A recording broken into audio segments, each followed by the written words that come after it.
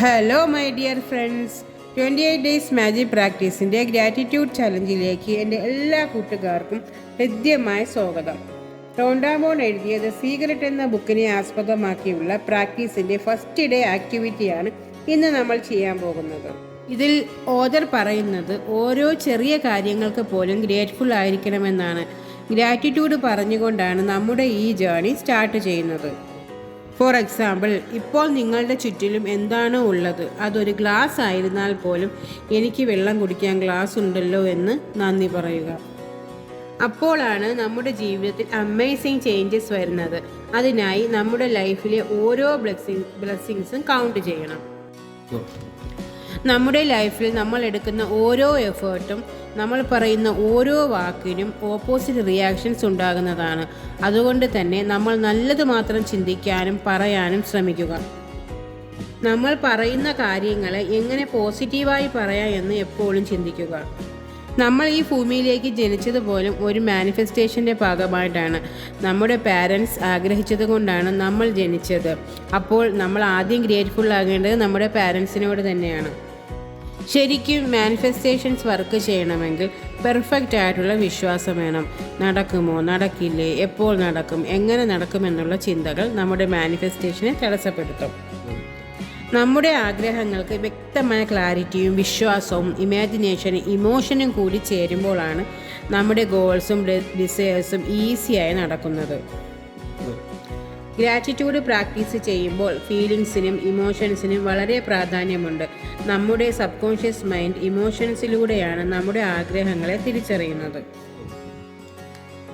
നമ്മുടെ ഓഥർ റോണ്ടാമോൺ പറയുന്നത്, അവർ ഗ്രാറ്റിറ്റ്യൂഡ് പറഞ്ഞു തുടങ്ങിയപ്പോൾ ആദ്യം തന്നെ അവരുടെ മണി ബ്ലോക്ക് മാറുകയും ഡെപ്റ്റ്, കടം പൂർണ്ണമായി മാറുകയും ചെയ്തു അത്രേ.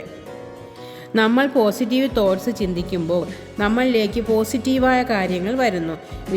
വിതച്ചത് കൊയ്യുമെന്ന് പറഞ്ഞു കേട്ടിട്ടില്ലേ? അതുപോലെ നമ്മുടെ ജീവിതമാണ് മാറേണ്ടത്. സോ പ്രാക്ടീസുകൾ ചെയ്യാനുള്ള എഫേർട്ട് നമ്മൾ തന്നെ എടുക്കണം.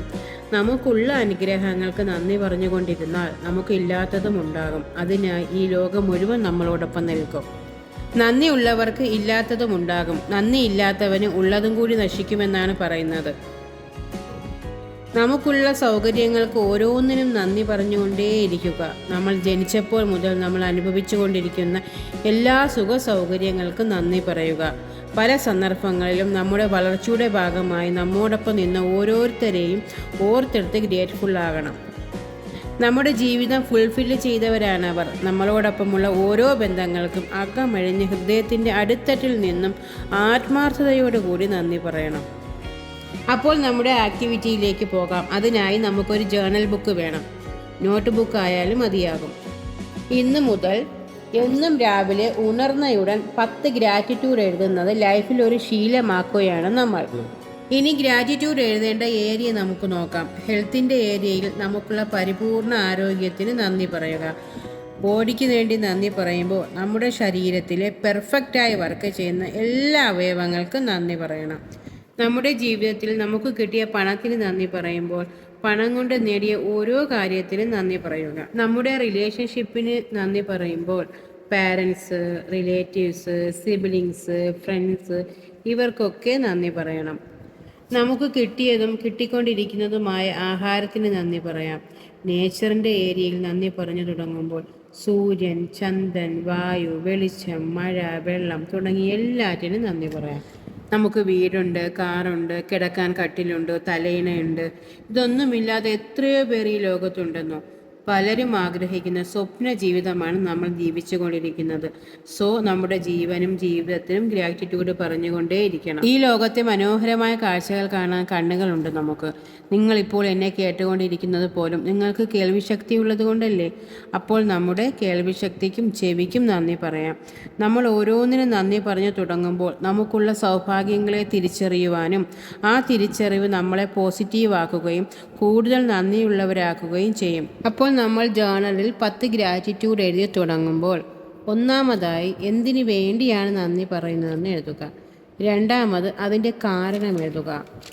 മൂന്നാമതായി ഓരോന്നും വായിച്ച് ഹൃദയഭാഗത്ത് കൈവച്ച് thank you thank you thank you എന്ന് പറയണം. ഗ്രാറ്റിറ്റ്യൂഡ് എഴുതുന്നത് ഒരു ചെറിയ കാര്യമായി നിങ്ങൾ കാണരുത്. ഡെയിലി 10 ഗ്രാറ്റിറ്റ്യൂഡ് എഴുതുക. ശരിക്കും ചുറ്റിലും നോക്കിയാൽ എത്ര പറഞ്ഞാലും എഴുതിയാലും തീരാത്ത അത്രയും കാര്യങ്ങൾ നമുക്ക് നന്ദി പറയാനുണ്ട്. അപ്പോൾ നമ്മുടെ എല്ലാ ആഗ്രഹങ്ങളും എല്ലാ സ്വപ്നങ്ങളും പല വ്യക്തികളിലൂടെയും പല സാഹചര്യങ്ങളിലൂടെയും പല സന്ദർഭങ്ങളിലൂടെയും ഈസി ആൻഡ് എഫേർട്ട്ലെസ്സായി നടന്നുകൊണ്ടേയിരിക്കുന്നതിന് നന്ദി. Thank you my dear friends, and I love you all.